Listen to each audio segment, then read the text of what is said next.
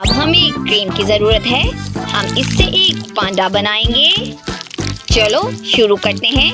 हमें बहुत सारी क्रीम की जरूरत होगी क्योंकि ये क्रीम इस पे बहुत ज्यादा लगेगी। बहुत खूब। और अब इसके ऊपर काली क्रीम लगाएंगे और अब इसकी आंखें बनाएंगे। बहुत खूब। और अब हमें क्रीम को अच्छे से मिक्स करने की जरूरत है। मैं इसे स्पैचुला की मदद से आसानी से कर सकती हूँ और सब कुछ हमें बहुत आसानी से करना होगा ताकि केक खराब ना हो। और अब हमें एक हार्ड ब्रश लेना होगा और इससे कुछ और चीजें जोड़ेंगे। सुपर। मेरे पास यहाँ एक च्युइंग गम है जो मेरी बहुत मदद करेगी। हम इसे सजावट के लिए इस्तेमाल करेंगे।